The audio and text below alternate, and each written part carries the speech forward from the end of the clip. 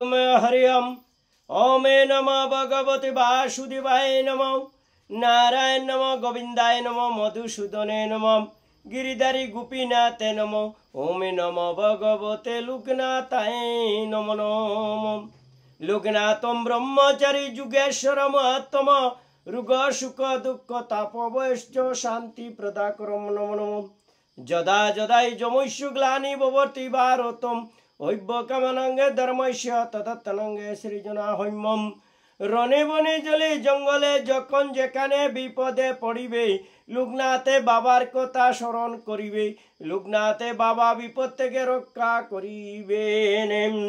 ওম নমো ভগবতে লোকনাথায় নমঃ। লোকনাথে ব্রহ্মচারীর জীবনী গ্রন্থ কি জয়।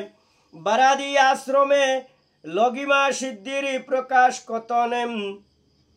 অষ্টাঙ্গ যুগের একটি মুখ্য সিদ্ধির নাম লগিমা সিদ্ধি। এই সিদ্ধি বলে যোগী নিজের দেহকে অতিমাত্রায় লঘু করতে পারেন। বাবা লোকনাথ ব্রহ্মচারী একবার বারাদি আশ্রমে এই সিদ্ধির প্রকাশ ঘটিয়েছিলেন। ঢাকা পশ্চিমাদি গ্রামের বাসিন্দা অন্নদা সুন্দরী প্রায়শই বারাদি আশ্রমে বাবার দর্শনার্থে আসতেন। তিনি অতি ভক্তিমতী এবং বাবার প্রতি তার মনে এক বাৎসল্য ভাব বিরাজ করত। একদিন তিনি আশ্রমে এসে ব্রহ্মচারী বাবাকে দর্শন করে প্রসাদ গ্রহণ করেন আর তার বিচলি নিষ্ঠা ভক্তি দেখে বাবা তাকে মা বলে সম্বোধন করেন।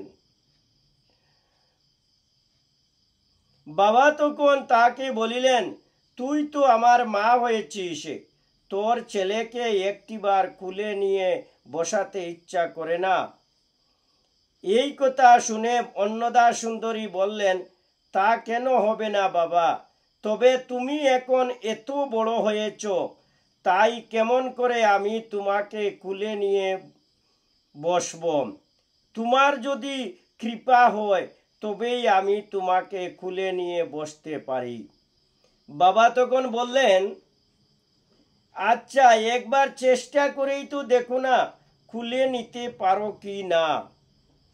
তখন অন্নদা সুন্দরী এগিয়ে এসে সকলের সামনে সন্তানরূপী লোকনাথকে কুলে তুলে নিলেন। আর কুলে নিয়েই তিনি গুর বিস্ময়ে চেঁচিয়ে উঠলেন, এ কি, এ যে দেখছি শুলার চেয়েও হালকা ও নরম। লোকনাথ বাবা তখন ছোট শিশুর মতো অন্নদা সুন্দরীর কুলে শুয়ে মিটিমিটি করে তাকাচ্ছেন, মুখে তার স্নিগ্ধ মধুর হাসি।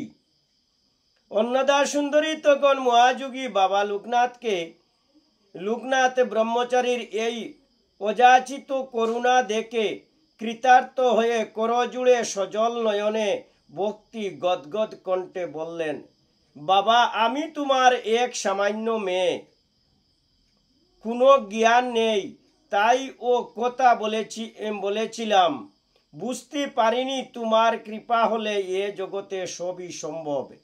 ঈশ্বর তার পরম ঐশ্বী শক্তির প্রভাবে পরমাণুর মতো সূক্ষ্ম মূর্তিতে সারা জগৎব্যাপী বিরাজ করেন। তার সেই পরমাণু মূর্তিতে মনকে যুক্তি করে মহাযোগী বাবা লোকনাথ দেহকে অতি মাত্রায় লঘু করে লগিমা সিদ্ধির প্রকাশ ঘটিয়েছিলেন। সেই জন্য অন্নদা সুন্দরী বাবার দেহকে শুলার মতো হালকা বলেছিলেন। অন্নদা সুন্দরীর এই মনুষ্য জনম ধন্য করে দিয়ে বাবা পূর্ণ ব্রহ্মরূপে তার কুলে শুয়েছিলেন।